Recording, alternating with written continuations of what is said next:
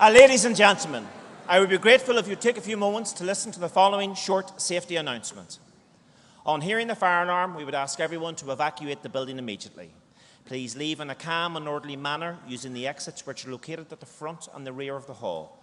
Then make your way to the assembly point at the front of the physics building located at the car park side of the hall, which is opposite the main building. We would ask you to remain there until instructed otherwise. Please do not attempt to re-enter the building, even if the alarms have been silenced, as this does not always mean the emergency is over. I would also like to take this opportunity to ask you to silence all mobile phones now. Thank you.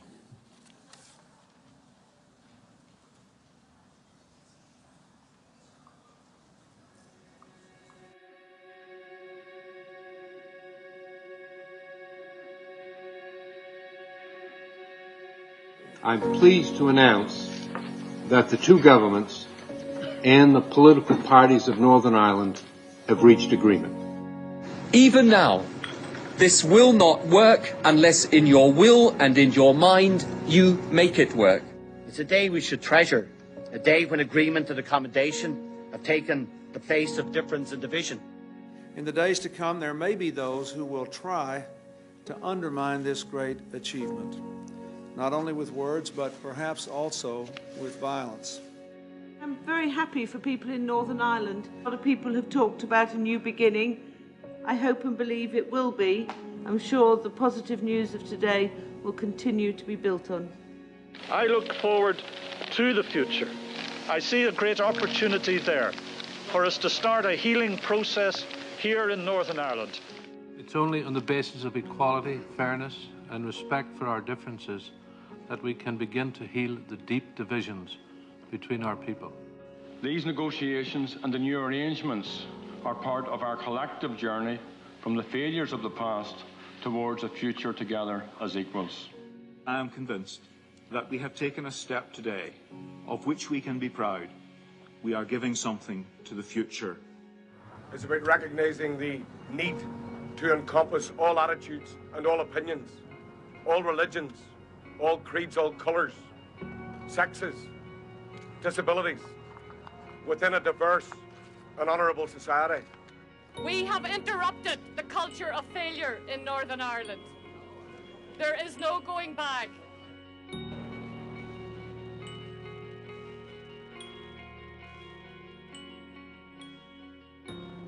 Yes, 71.12%.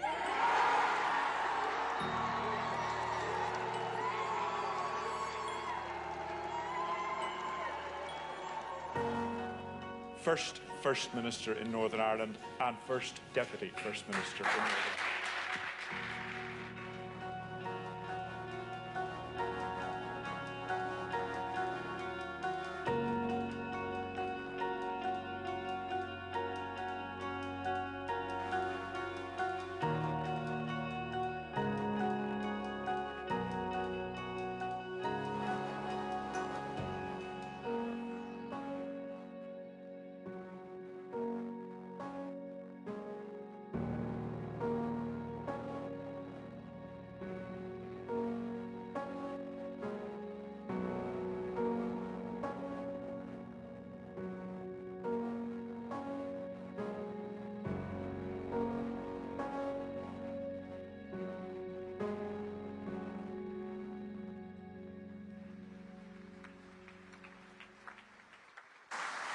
Please welcome to the stage your host for today, Andrea Catherwood.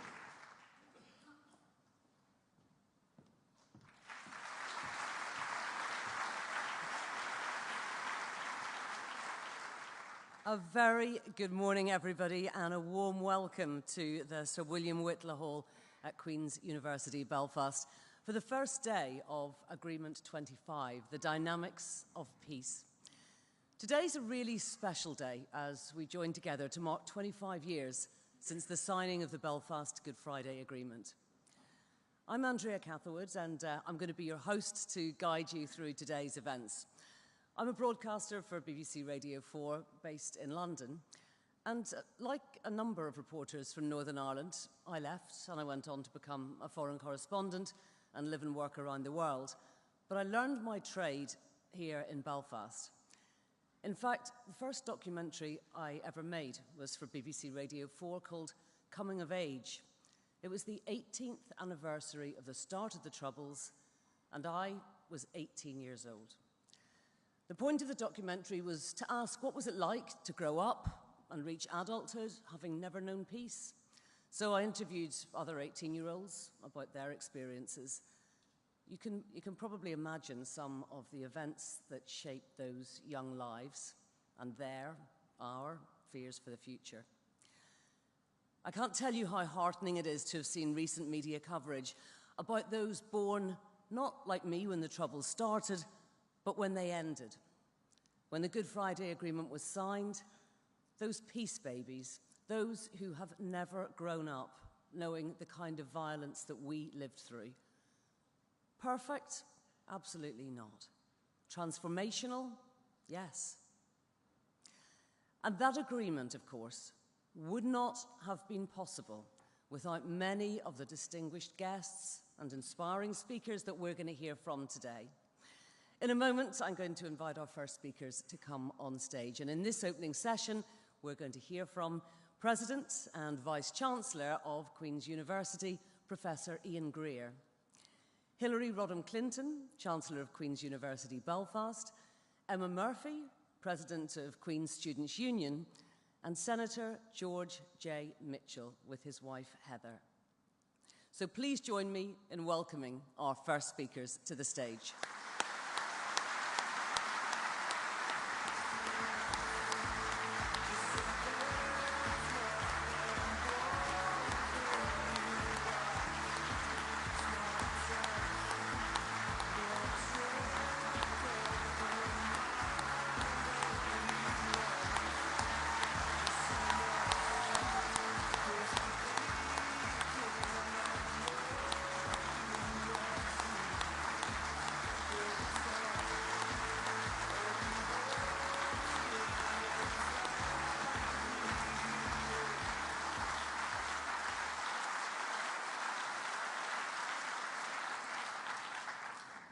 Well, I'd like to invite President and Vice-Chancellor of Queen's University, Professor Ian Greer, to officially open the conference. Ian. Distinguished guests, colleagues, friends, I offer you a very warm welcome to Queen's University this morning, and today, the first day of our conference, Agreement 25. It's good that we're here together to mark that occasion.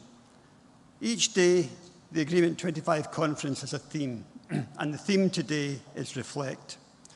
So I'm really delighted that we have so many distinguished guests, speakers and panelists visiting the university, contributors who can speak with the authority born from making the agreement a reality. We'll reflect not only on the Belfast Good Friday Agreement, but also on the peace and prosperity of the last 25 years. With today's theme of reflection, we think on the huge milestone that was reached when the Belfast Good Friday Agreement was signed. A critically important milestone on a journey, but as many have said, it's not our final destination. Rather, the agreement is a set of tools that can help us overcome the challenges on our path. Sadly, there are still some events that emphasise the fact that we remain on that journey. Events that bring us right back to those painful memories of the past, notably the recent attempt on the life of Detective Chief Inspector John Caldwell. The solidarity shown by our Northern Ireland politicians following that event sent an important signal. Strong confirmation of their commitment to a peaceful future, peace that will bring prosperity. That reflection reminds me of the words of one of our greatest alumni, Seamus Heaney. Hope is not optimism which expects things to turn out well, but something rooted in the conviction that there is good worth doing. As we reflect on the last 25 years, we can see that good. It's become the reality of our everyday life in Northern Ireland. That good came from the hard work of many leaders. Leaders who were central either to creating the agreement or to delivering the lasting impact over 25 years. Without their vision, their conviction, their tenacity and indeed their bravery, it simply would not have happened. We will hear much about them and their achievements over the course of today, and there are too many to mention individually in a short speech, but it would be remiss not to call out the leadership of Senator George Mitchell, our former Chancellor. And we're delighted that Senator Mitchell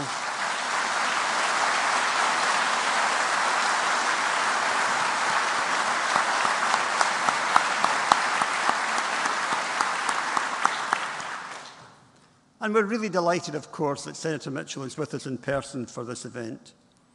We're also proud that Queen's is an anchor institution for Northern Ireland, and we're part of that journey. Queen's is a place that transforms lives. It transforms lives through education, through innovation that drives economic growth, and importantly, as a forum to share different views, to challenge them and to respectfully debate, and in doing so, to come together. The conference epitomises that role for our university. By working together, we can change the lives of young people. At Queen's, we believe that it's a student's ability, potential and commitment to learning that comes first, not their personal or social circumstances. Our Pathway Opportunity programme really does make a difference. It has reached into disadvantaged communities across Northern Ireland and helped support over 800 students transition to higher education. Our inclusive approach also extends to community-based projects, such as in the markets of the Greater Shankill, because we believe that partnership is key to the success of an inclusive society. So over the next 3 days, we'll reflect on the past and renew our commitment to collaboration, our commitment to partnership, our commitment to peace. And we'll reimagine the future as we journey from the history of the Belfast Good Friday Agreement to our hope for the future. In the words of Seamus Heaney, over these 3 days we will see hope and history rhyme. Now, the focus of any university is, of course, our students. They're our future. And over the past year, it's been a great privilege for me to work with an outstanding president of our Students' Union. So it's with great pleasure that I hand you over now to Emma Murphy, President of the Queen's University Students' Union.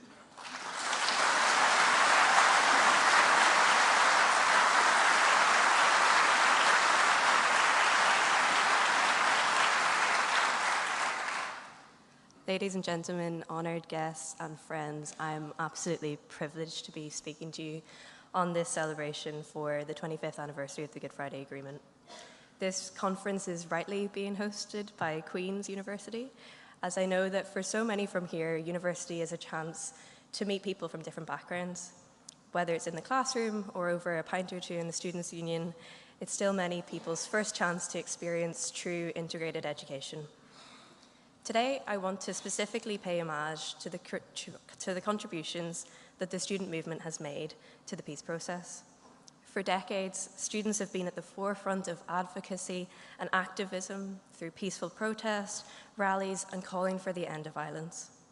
In 1972, the forming of the National Student Union in Northern Ireland, NUS-USI, was one of the first institutions to work across the UK and Ireland, and has been regarded by many as the blueprint for the Good Friday Agreement in how it has collectively brought students together as a force for good against sectarianism. From civil rights to participating in the Yes campaign for the 1998 referendum, the student movement has been key at putting pressure on political parties to get in the room with each other and has shown the importance of standing up for what you believe in. The student movement today is still integral to creating change and challenging the status quo. As president of the Students' Union, young people that I speak to have no doubt in their mind about peace. For us, there is no going back. Instead, their minds are focused on the issues of today, the cost of living crisis, housing, climate change, job opportunities. There is no doubt that the past quarter of a century, has improved conditions here, but there's still much further to go. In 2023, we should not be living in damp houses, relying on food banks, or being forced to work long hours. Young people should not be disenfranchised by politics here and reluctant to get involved. I myself am a peace baby. At 23 years old, I've been born and raised in Belfast my whole life. For me, so much of the Troubles has been a ghost story, to steal the quote from Derry Girls. Instead of going through violence myself, I've grown up hearing from my dad about the violence and intimidation he suffered through in rural Dromore and the relief he felt every single night closing up his dad's bar. I've heard from my mum questions of why on earth she moved to Belfast from Dublin in the 90s when there was a shooting in the area on the first night that she moved up here. Just to say they are both fine now and in the audience doing well. To so many in the room, activists, elected representatives, people working in communities, I'm forever indebted to you. Thank you.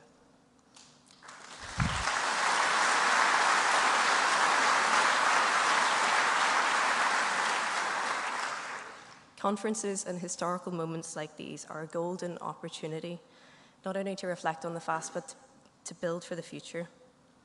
The Good Friday Agreement required difficult conversations and brave leadership, and that is exactly what is needed again. Without a functioning government, the lack of decision-making is failing future generations instead of building upon the developments that Northern Ireland has made.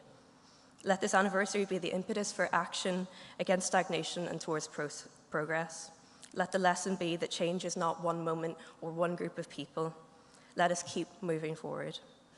I will now invite our Chancellor, Hillary Rodham Clinton, to speak. As one of the most recognised female politicians in the world, her role in peace building in Northern Ireland was integral by not only championing the work of the Women's Coalition, but by going into local working class communities and speaking to women there and building peace. Thank you so much.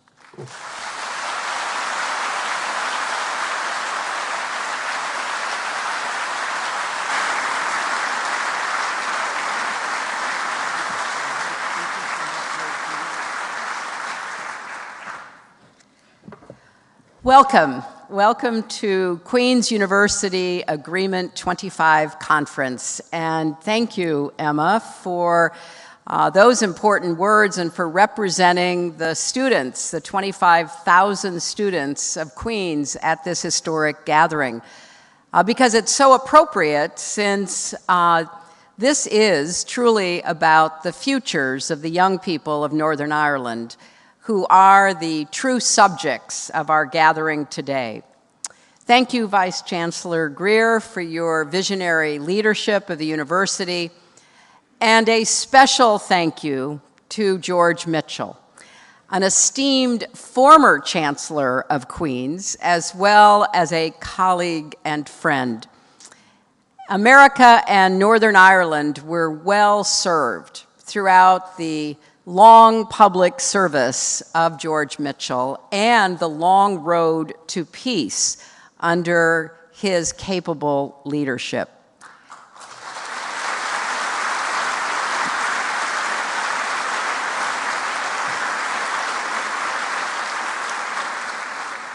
He rightfully earned not only the respect, but also the trust of participants on all sides. I was pleased to work with him at the State Department, and I am so delighted he will share his reflections with you today. It is also an honor to be joined by so many important participants of the Good Friday Agreement and its aftermath, who you will hear from over the next 3 days. The Lord Mayor of Belfast, Tony Blair, Bertie Ahern, Bill Clinton, all of whom will be speaking. The conference co-chairs, Ryan Feeney and Professor Richard English, as well as distinguished faculty of this university, students, alumni, and guests from around the world. On the 25th anniversary of the Good Friday Agreement, I think we can all agree to celebrate a significant milestone with both a sense of accomplishment, but also of hope and determination that the next 25 years will bring more fully the peace, prosperity, and safety the agreement promised. Now, there can be no doubt that people in Northern Ireland today enjoy safety and security much more than those who had lived through the previous decades that they could have only dreamed of. And the longevity of the Good Friday Agreement remains a true triumph of diplomacy and a testament to democracy's power to transcend divisions and deliver peace. But it is primarily a testament to a lot of tough, determined, everyday people who refused to go back to the days of division and violence. This first day of the conference is titled Reflect, as we hear from the architects of the 1998 Belfast Agreement. Tomorrow is titled Renew, as we discuss what should be done to fulfill the promise of the agreement. And day 3 is to reimagine the economic prospects for Northern Ireland, especially in light of the Windsor Agreement framework.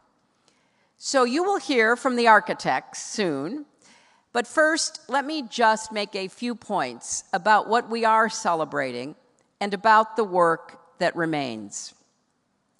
I think all of us know how difficult it was to secure the Good Friday Agreement, how much work and sacrifice it took on all sides to bring about peace, and how much effort has gone into implementing its tenets and building a new government in Northern Ireland. The credit for peace ultimately goes to the brave people of Northern Ireland, who took risks for peace. I well remember Bill's and my first trip here in 1995, the first time a sitting United States president visited Northern Ireland. And after the Christmas tree lighting ceremony in front of Belfast City Hall, in the midst of that enormous crowd where so many of the people gathered were holding the hands of their children or holding smaller children on their shoulders, we gathered right here in Whitla Hall. Catholic leadership stood on one side of the room, Protestants stood on the other. It was not easy for them to reach across that literal, physical divide. It took years of building trust, and it took courage. Bill and I moved back and forth between them, meeting and talking with them. We understood then that making peace and making peace endure would require patience and follow through, and would take time. I remember also on a visit in 2009 when I was Secretary of State, talking with Martin McGuinness and Peter Robinson as they worked through thorny challenges of governing together. That took courage too. And of course, there wouldn't be a Good Friday Agreement to celebrate today if it were not for the women of Northern Ireland.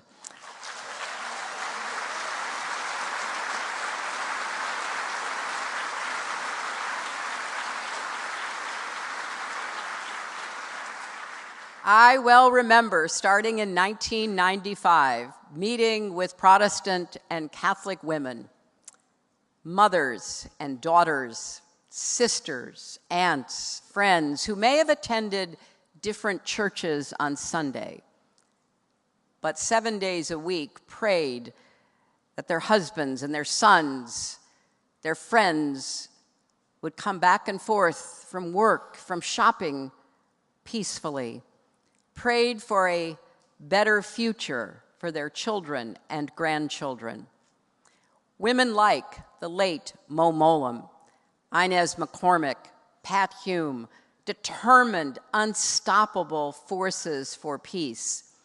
And Joyce McCartan, who brought together Protestant and Catholic women in a safe house where they realized they all wanted the same things: good jobs, good schools, peaceful, secure neighborhoods, streets you could walk safely down, security and prosperity you could count on to build a life and human rights.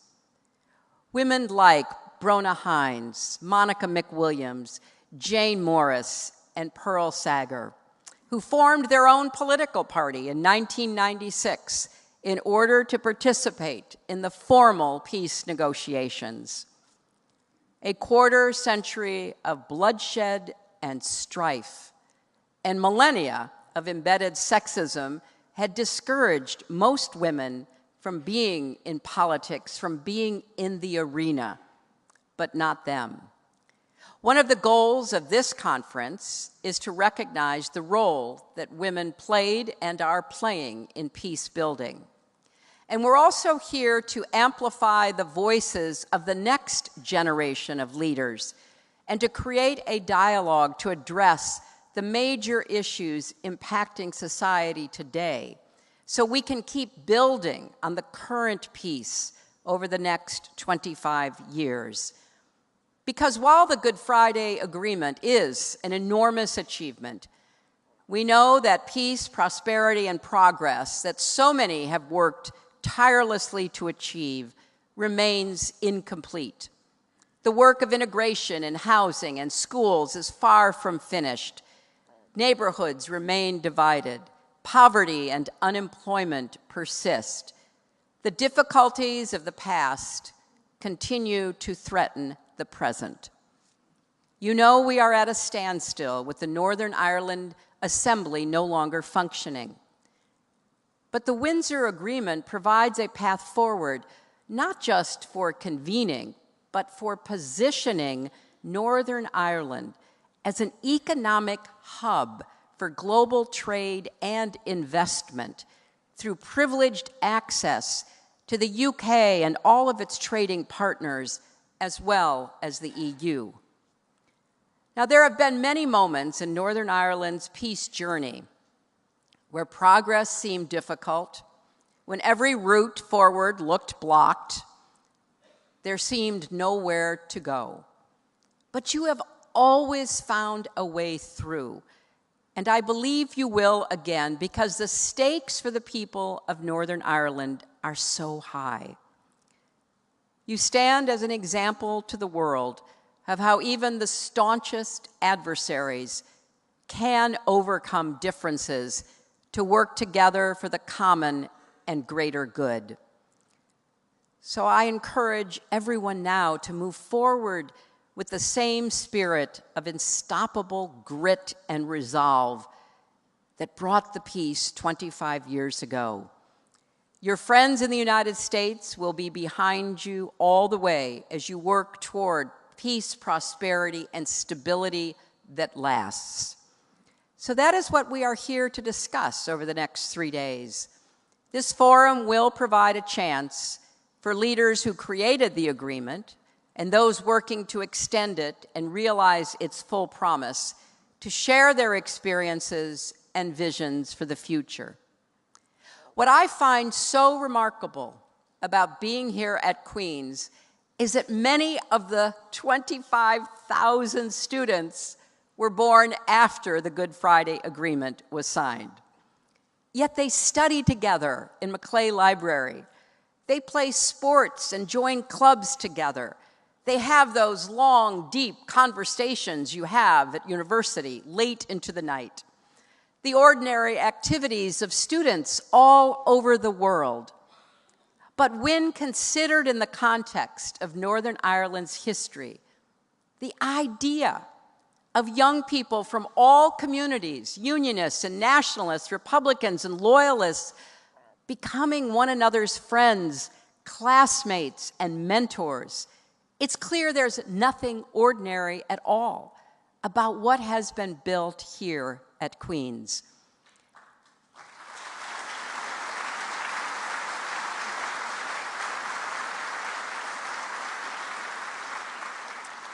And what an example and model it sets for not just Northern Ireland, but the rest of us. Because Queen's mission is transformation of knowledge and learning of individuals and societies, of leaving its mark on history and the world. consider the motto of both the university and Belfast, taking from Psalms 116. What shall we give in return for so much? The answer has been clear from the beginning: as much as we can. And one of the driving reasons to resume the government, to get about the business of governing, is that right now 33% of school leavers in Northern Ireland leave to seek their futures elsewhere, taking with them their skills, their education, their ambitions, their dreams.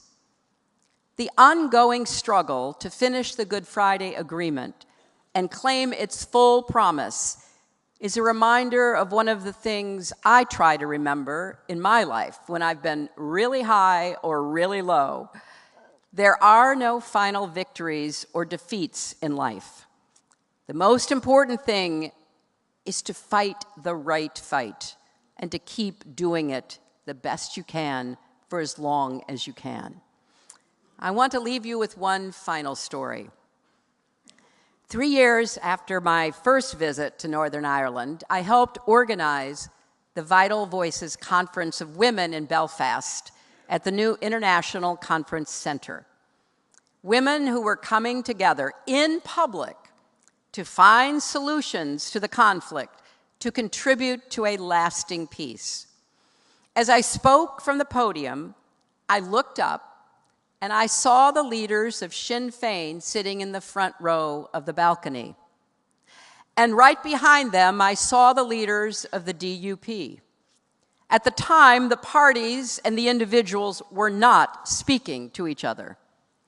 But the fact that they were both in the same room at a women's conference for peace exemplified their openness to listening, to compromising, to agreeing on a better future for the place they all cherished. We cannot take the progress we've seen for granted. It's what a 15-year-old boy named Mark Lennox from Glengormley High School wrote in a letter to my husband in 1995. He wrote, "If Northern Ireland is to have a future, then we must all work hard for peace and make a real effort. We will have to change our ideas and work for change." That is the choice the people of Northern Ireland made in 1998, and it is the choice I hope you will continue to make. This 25th anniversary is the opportunity so many generations have worked toward and waited for, to give the people of Northern Ireland the future they deserve, especially for their children and grandchildren. So let's get to work to see that men and women join together to make the world, as well as Northern Ireland, better for the next 25 years and 25 after that. Godspeed.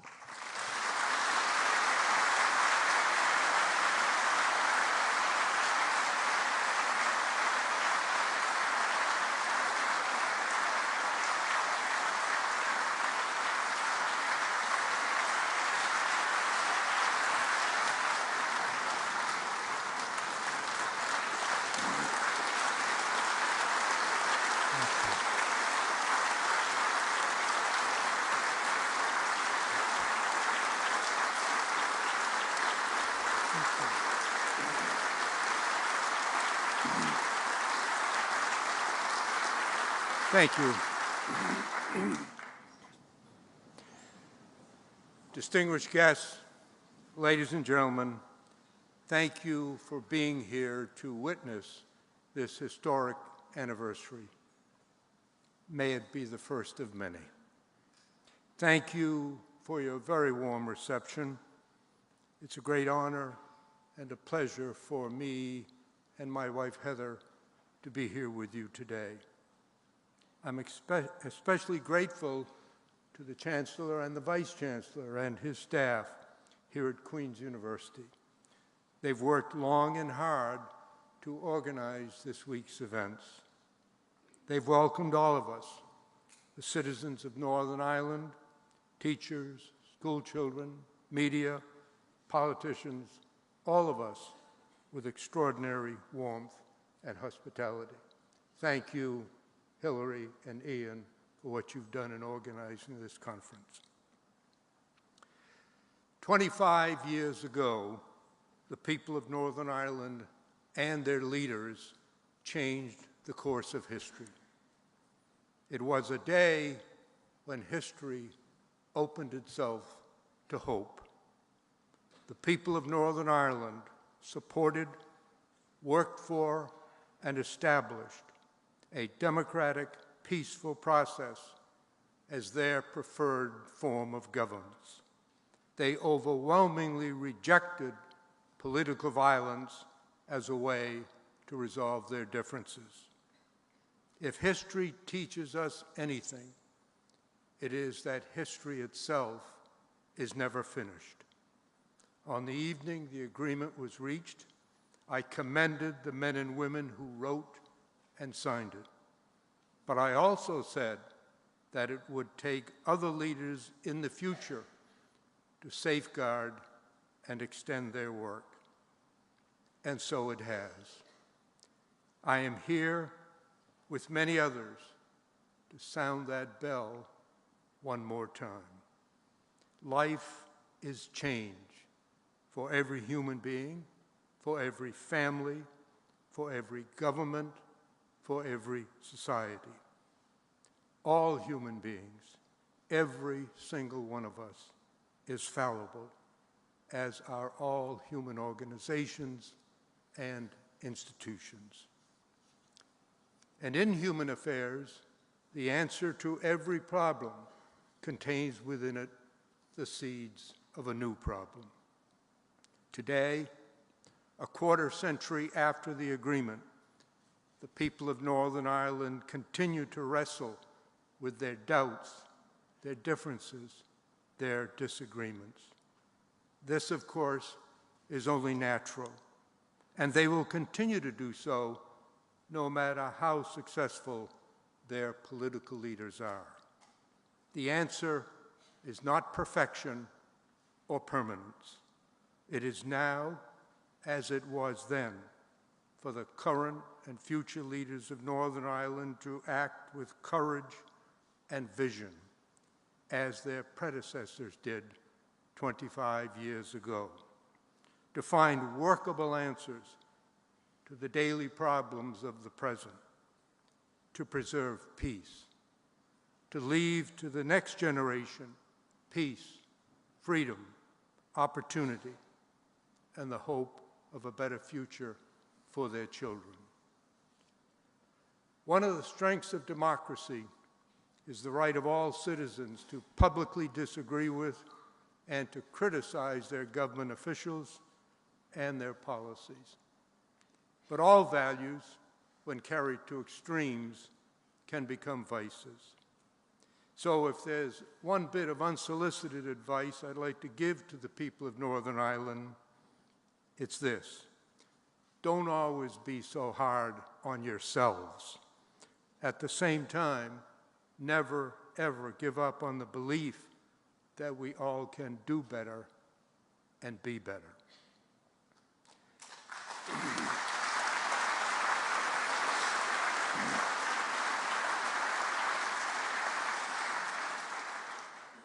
The future becomes the present in a heartbeat. 6 years ago, I made one of my many visits to Northern Ireland. The United Kingdom was wrestling with Brexit, and in the United States, we had just elected President Trump. While I was here, I was asked several times essentially the same question: can you comment on how terrible and upsetting the politics are here in Northern Ireland? So much anger, so much disagreement, so much distrust. In reply, I said, well, I can't speak for the UK, but I've just come from the United States, and I don't think any American is in a position to lecture others on their disagreements.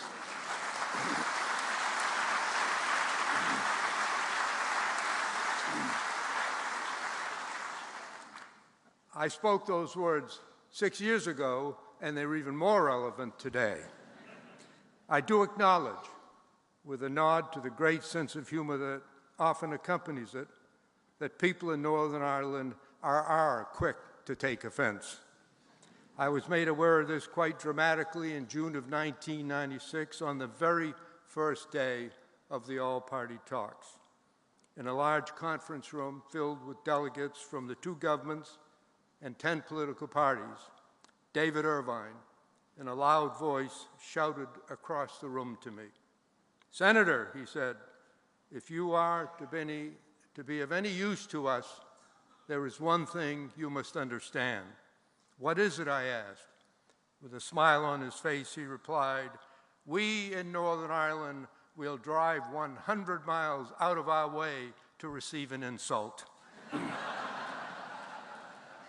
Like you, I laughed, thinking it was a joke. But as I looked around the room, they weren't laughing. They were all nodding in agreement. Over the next few years, I witnessed firsthand the unique skill of Northern Ireland politicians in the art of insulting their opponents.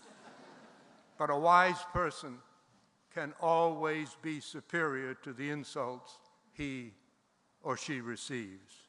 Wisdom and courage and grace and even stubborn desire can help to sow peace and root it down deep in the soil where it can once again grow.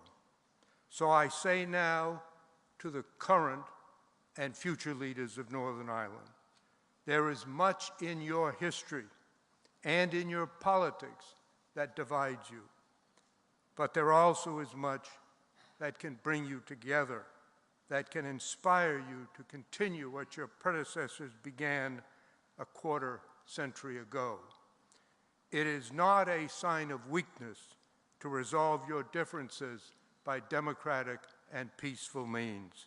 To the contrary, it is a sign of strength and of wisdom.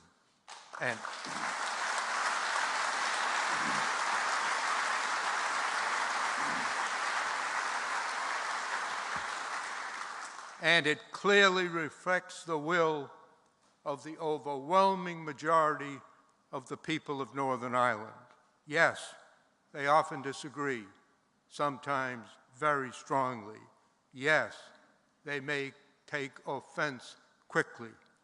But it is unmistakably clear that the people of Northern Ireland do not want to return to violence, not now and not ever.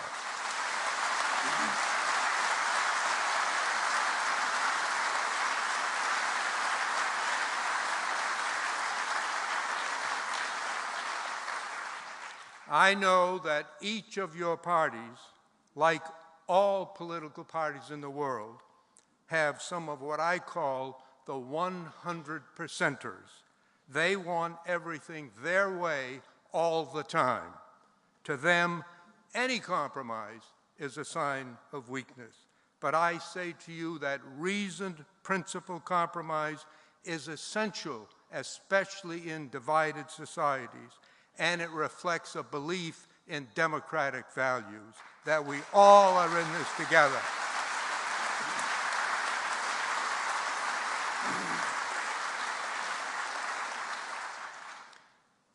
There is great depth in recognizing that the only way to help us emerge from the rubble of conflict is that we must learn to understand one another. We don't need to love one another. We don't even need to like one another, although we hope we could. But we must learn to understand one another and to be able to say yes to one another, especially when the quicker and easier answer is no. Because like it or not, we are all in this together. Facing the reality of the future rather than clinging to the myths of the past takes strength and courage and vision. Those we honor today showed those qualities a quarter of a century ago. they will be forever remembered, and others will be remembered as well. One grim but tangible memory is in these statistics. According to the Northern Ireland Police Service and the Northern Ireland Statistics Agency, from the start of the Troubles until 1998, over 3,500 people were killed and an estimated 50,000 were injured in sectarian violence. In the 25 years since the agreement was reached, there have been about 164 security-related deaths. But don't think of these just as numbers, because they are not. Think of them as mothers and fathers, sons and daughters, whose lives were cut short or permanently impaired. Still, to this day, their lives echo down through the years. And so I ask each and every person in this hall to stand and honor all of these lives, and every one was an individual human being, all of these lives, with a moment of silence. Please stand.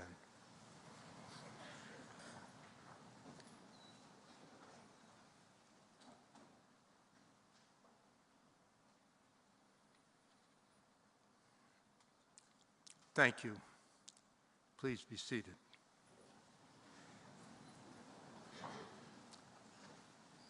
There have been many architects in the House of Peace. It is impossible to name them all. They, of course, include President and Secretary Clinton.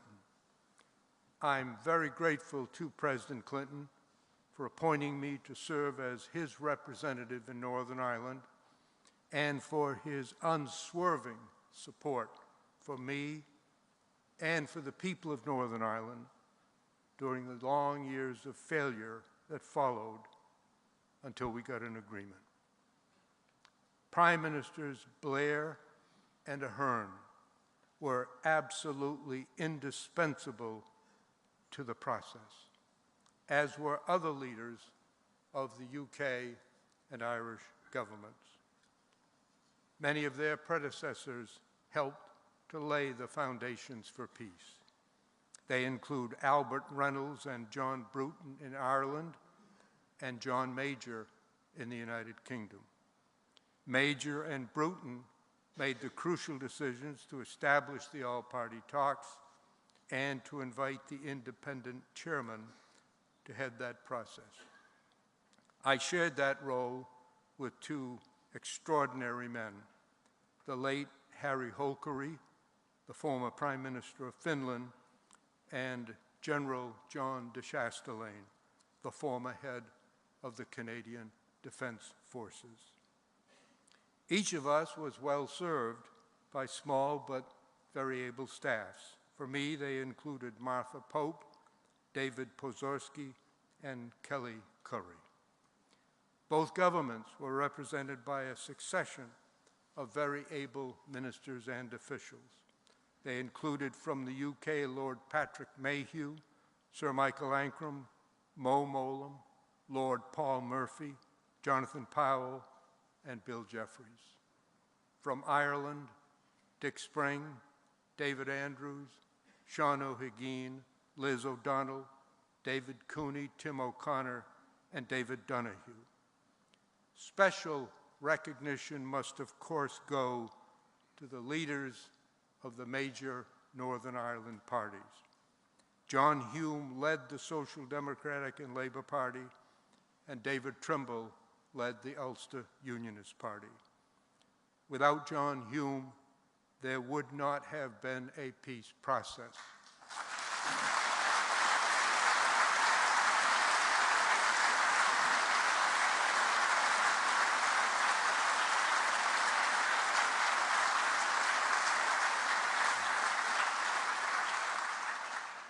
Without David Trimble, there would not have been a peace agreement.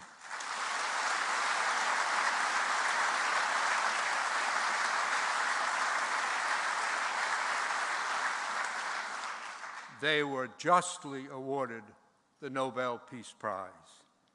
Lord Trimble later served as the First Minister of the Northern Ireland government. In the UUP, he was greatly aided by several key officials, among them Lord Reg Empey, Lord John Taylor, Lord Ken McGuinness, and Sir Geoffrey Donaldson. In the SDLP, John Hume received strong support from several talented leaders, including Seamus Mallon, a brilliant orator and negotiator who later became Deputy First Minister, and Mark Durkan, Brid Rogers, and Sean Farron. Gerry Adams and the late Martin McGuinness led Sinn Féin into and through the entire process. They were assisted by Jerry Kelly, Barbara de Bruyn, and Alex Maskey, who is now the Speaker of the Northern Ireland Assembly. They were all and always strong and effective advocates for their cause. Later, McGuinness served for several years as Deputy First Minister.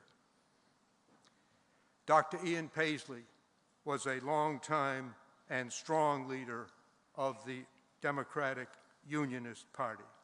The DUP withdrew from the talks and opposed the agreement, but they later re-entered the process at crucial talks in St. Andrews and thereafter participated actively in governance.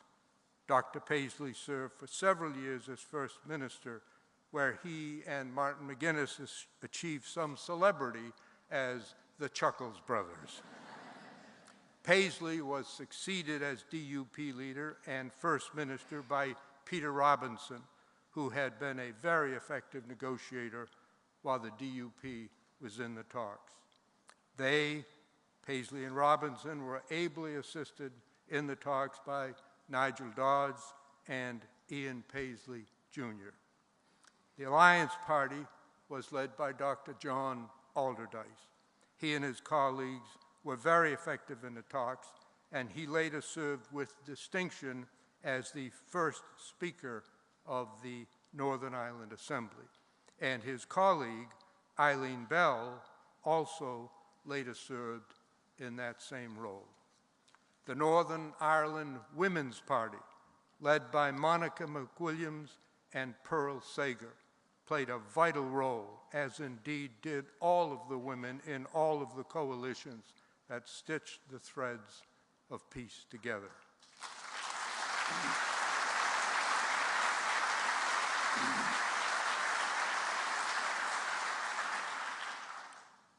The Loyalist parties were small in number, but they played a very large role in the negotiations. Their leaders were David Irvine and Gary McMichael. Both were outstanding and powerful advocates for peace. They were assisted by other articulate leaders like Billy Hutchinson and Dawn Purvis. The Labour Party was effectively led by Malachy Curran. With the perspective of a quarter century, the strength of these leaders and the people they represented has become clear. Their places in history have been assured. I now know them all as friends. The only thing that gives me pause about reading this long list of honorees is that in the dust of my memory, I likely have inadvertently left out some who should have been included. And if so, I sincerely and profoundly apologize. So I'd like to now ask you to stand again to applaud these courageous men and women who brought peace to Northern Ireland with a sound that will ring out for years to come.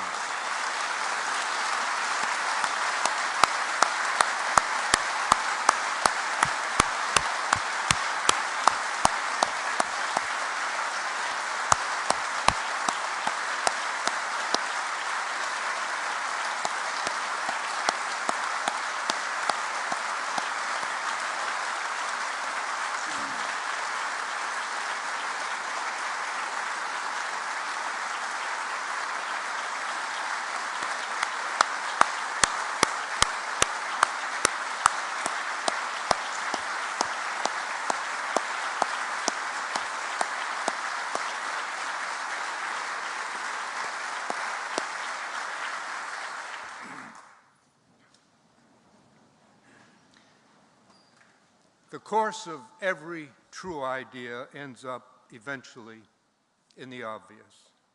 Peace is a true idea. It must belong to us all. It can be in some ways more difficult than war, but it must be pursued. It is our task, the task of our children and of their children, to ensure this peace so that history continues to open itself to hope. Speaking of children, in October of 1997, my wife Heather gave birth to our son Andrew. By then, I had been involved in Northern Ireland for nearly 3 years. The all-party talks had been going on for a year and a half, and there had been no meaningful progress. Actually, no progress of any kind. In many respects, the talks were about reciting and repeating history rather than changing it. The ceasefires were routinely violated. Some parties entered late, some left early. The anger, the hostility, the obstacles all seemed endless. Over and over again, I was asked, Senator, since you have failed to get an agreement, when are you leaving Northern Ireland to go home? Earlier that year, after an especially difficult period, Heather and I briefly discussed that question. I told her I wanted to stay, and she agreed. So I returned, and as I had always done, I answered that same question day after day, saying that while it was true that we hadn't gotten an agreement, I still felt it worthwhile to continue the effort to try to end the violence. But then our son, Andrew, was born. And as every parent knows, my life and my responsibilities would change irreversibly. I flew home for his birth, and I also made plans to travel to Washington to meet with President Clinton's National Security Advisor.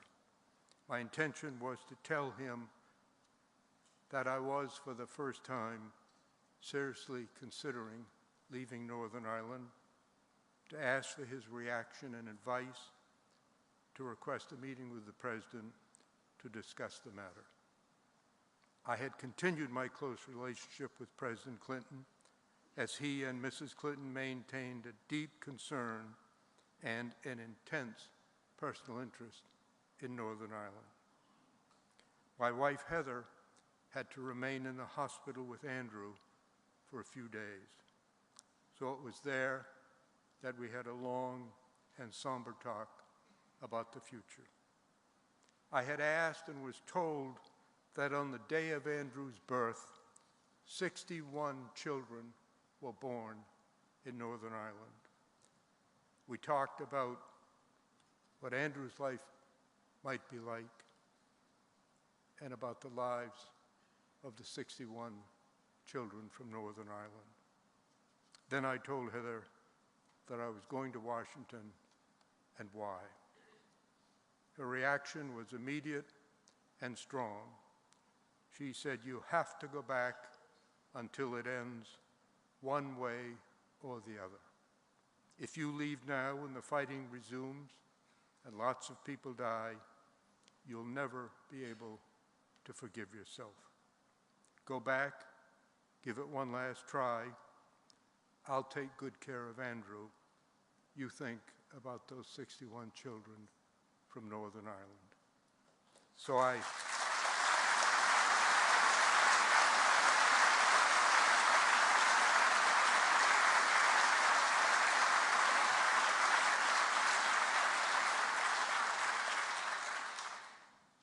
canceled the trip to Washington and returned to Northern Ireland. And when I got back to Belfast, I felt like I was coming home. But coming home doesn't always mean returning to safety. Unfortunately, the situation continued to deteriorate.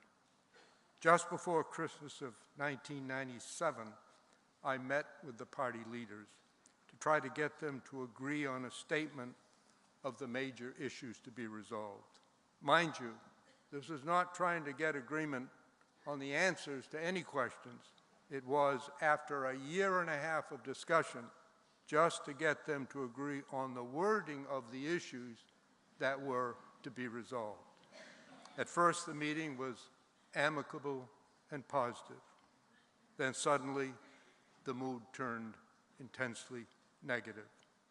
The old resentments returned, the insults resumed, and the meeting broke up in anger and acrimony. For the first time, I felt a sense of defeat. Then it quickly got even worse. A few days later, just after Christmas, a prominent loyalist paramilitary leader was killed while in prison.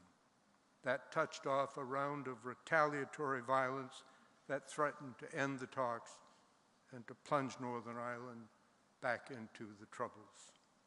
The next series of meetings, some in London in January and in Dublin in February, were not in any sense negotiations. To the contrary, they became outlets for anger, for hostility, and the desire for revenge, as each side blamed the other for the escalating violence. Two parties were suspended from the talks. As we left Dublin, the mood was negative and the outlook bleak. So much effort seemed to be going down the drain of history. On the flight back to the US, my sense of defeat and despair deepened. And then I recalled Heather's words, "One last try." I took out a pad of paper and I wrote down the draft of a plan for a final intensive effort with an early, unbreakable deadline. I talked with my two colleagues, Prime Minister Holkry and General de Chastelain. They were in full agreement. When we returned to Belfast in March, we entered into discussions with the two governments and the 8 political parties still in the talks to get an agreement on an early, unbreakable deadline for an end to the talks one way or the other. That discussion was long and difficult, but finally in late March we got agreement on 2 weeks of final negotiations and, crucially, an unbreakable deadline. My sense of despair gave way to a sense of hope for one important reason. We, the independent chairman, had no authority to impose a deadline. We could propose it as we had, but it required the approval of both governments and of each party. The fact that every party still in the talks agreed to the deadline meant to me that they were sincere in wanting an end to the conflict, despite their deep differences and the nearly 2 years of unproductive haggling they'd just been through. They still faced very difficult issues on which they had strongly conflicting views, but they did not want to return to the violence of the past. And the only way to do that was to reach an agreement. There was another reason for my hopes, personal to me and much less serious. I'd been involved in Northern Ireland for more than 3 years, but I still had a hard time understanding some of what was being said in the negotiations. I'd spent 15 years in the United States Senate, the last 6 as the Senate's leader. The debates were vigorous, but orderly, one speaker at a time. Here, especially in the early years, there was disorder. Delegates from 10 political parties hurled insults back and forth, shouted at and insulted each other, and some regularly and loudly stormed out in protest. I learned that the dramatic walkout is a major feature of political life in Northern Ireland. And the only thing that reminded me of the Senate was that some people spoke often and at very great length. It took a long time to establish an orderly process. Along the way, I made many mistakes. One of them was at the beginning of the talks, and it was in a naive and misguided effort on my part to be helpful. As a politician myself, I knew that all of them, politicians, liked to talk, and none of them liked to listen. So I foolishly said to them, if no one else will listen to you, I will be here. You will be heard. How I regretted that over the next...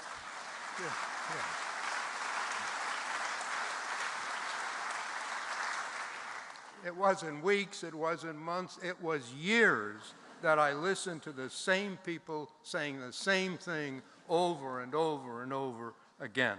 And many of them talked very fast with accents that I couldn't quite figure out.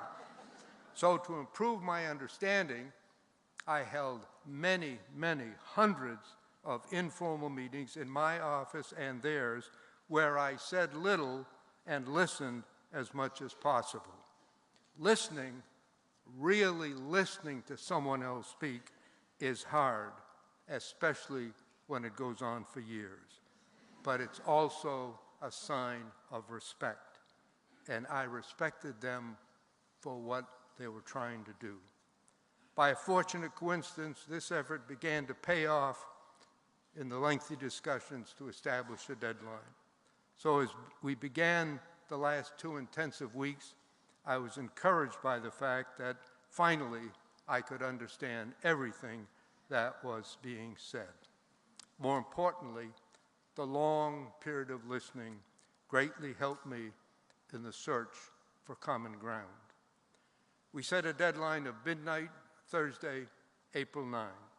We didn't meet that deadline, and we also failed to meet the targets we had set for each of the 14 days of the final effort.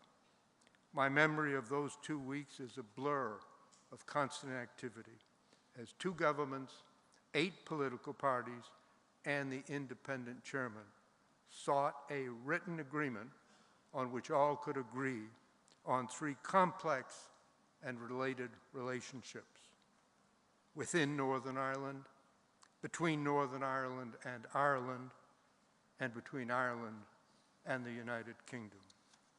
My admiration grew for the men and women who struggled to find common ground against a history of distrust, disagreement, and violence, to the limits of their physical capacity and under enormous political pressure.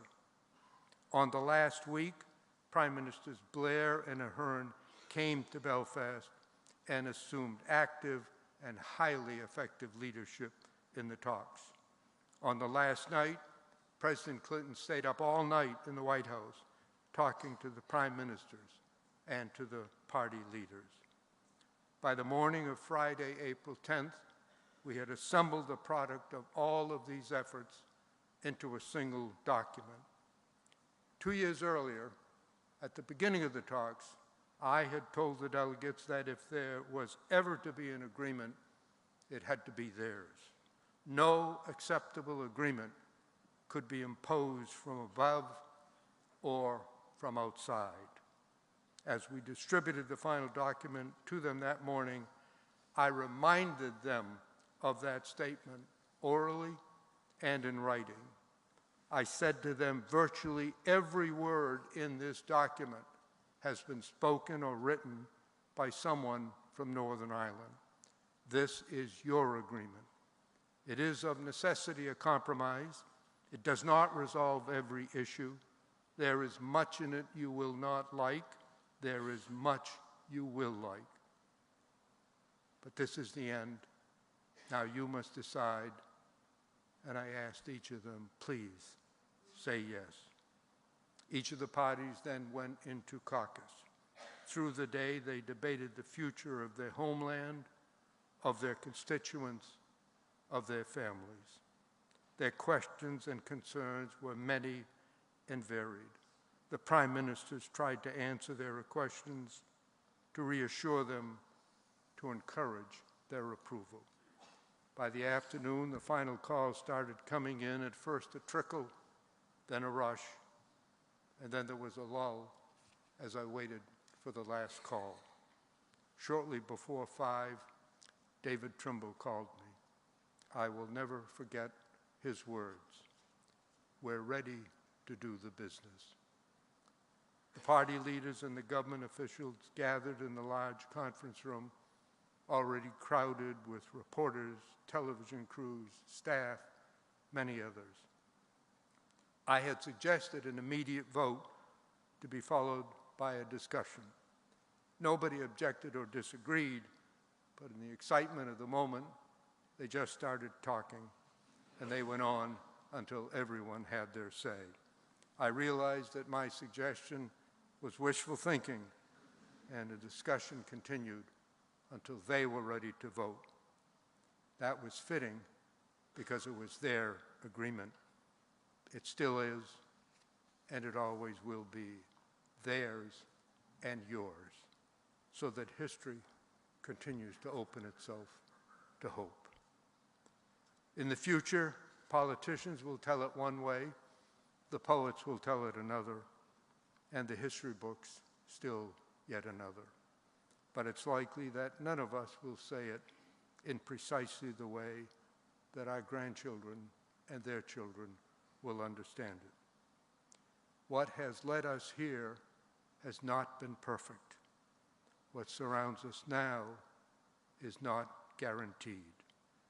And what will lead us on is the ability to recognize the faults of the past and the dreams of the future.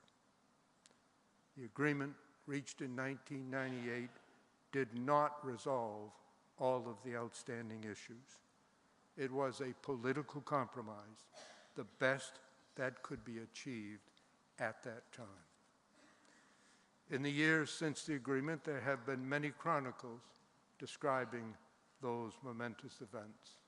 Many individuals have been lauded for their efforts, and appropriately so.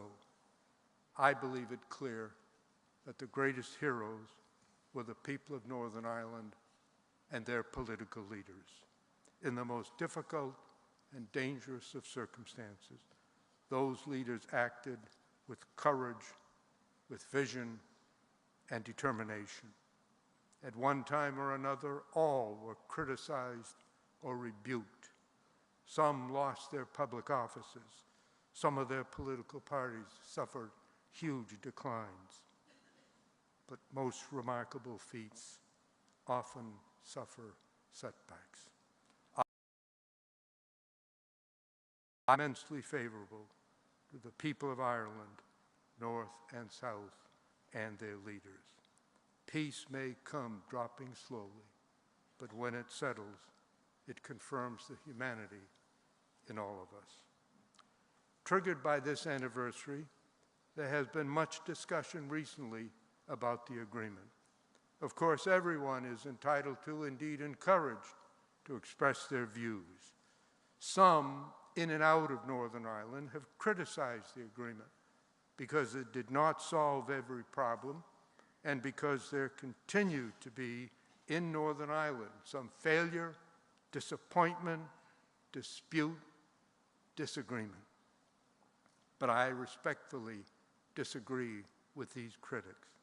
I believe the statistics on deaths and injuries I cited earlier are by themselves a powerful response to such comments. Those who advocate such views are in effect holding Northern Ireland to an impossibly high standard that no other society could meet or does meet. What society doesn't have violence? What society doesn't have some criminals, including some masquerading as patriots? What society doesn't have disagreements, disputes, some disarray? And I say, as a visitor and a friend, Northern Ireland is a good place. The people are good people. They're energetic, they're hardworking, they're hospitable. They're trying to do what's right even as they disagree on its definition. They want peace. Going forward, Let's accentuate the positive in Northern Ireland. We need not eliminate the negative. Let's just keep it in perspective. My final words today are intensely personal. As many of you know, 3 years ago, I was hospitalized with acute leukemia. To this day, I continue to receive treatment. As a result, my ability to function has been severely diminished. This is the first time in 3 years that I've attended and talked at a major public event. But Heather and I came here today because we want to say personally and directly to you and through you to all the people of Northern Ireland, from the bottom of our hearts, we thank you for your warmth, your hospitality, your generosity. We love Northern Ireland, the people and the place, and a very large part of our hearts and of our emotions will forever be with you. In approving the agreement by overwhelming majorities in a free and democratic election, the people of Northern Ireland and of Ireland showed others the possibility of hope. Within the word impossible is embedded the positive word possible. When you approved the agreement, you were also talking to Israelis and Palestinians, to Colombians, to Africans, to Asians, to Americans. In fact, you were talking to the world. This is an agreement for peace and for the future, not just here, but everywhere. We are living in fractured times. We need you. We need your ongoing patience, stamina, and perseverance. We need people who believe, who know that the possible does exist within the impossible. Don't let it slip away. May God grant you the opportunity and prosperity and everlasting peace you deserve. Thank you, Northern Ireland. From the bottom of my heart, thank you, Northern Ireland.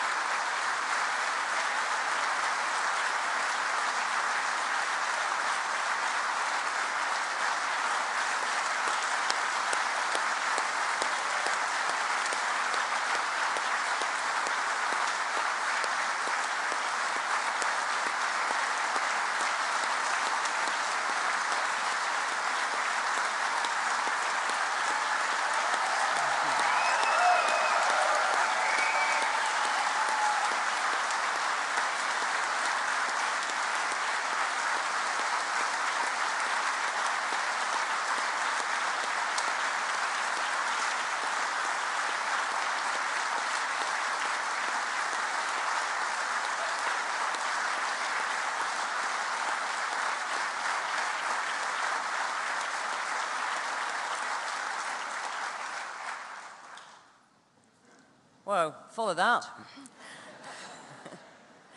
Senator Mitchell, thank you so much for such a memorable address and for sharing your wisdom with us. I think we also probably just got some sense of your charm and your humor that must have helped a lot in those long, long negotiations. I'm sure you'd all agree that it has been an absolute privilege to be in the audience this morning and to hear the different perspectives from our speakers. But I think I speak for everybody here when I say how truly honoured we are that Senator Mitchell has been with us today.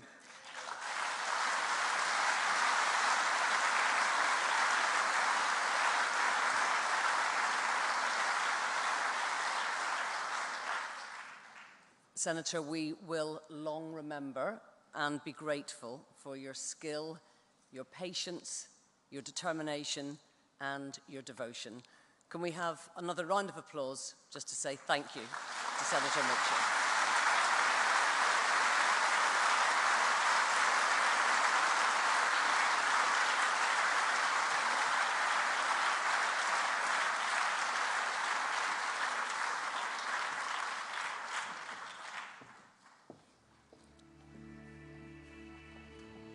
This was all I wanted, all I want. It's all I want.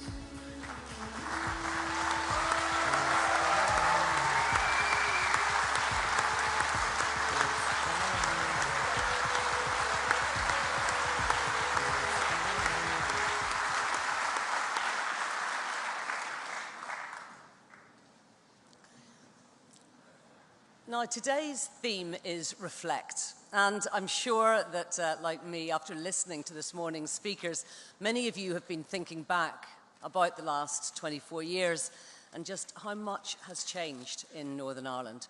So now we've got the chance to hear some reflections from our first panel. It's called Building Bridges, the Two Governments. And in a few moments, I'll invite the panellists to join us on stage. They're led by our chair, Professor Mary McAleese, the former President of Ireland.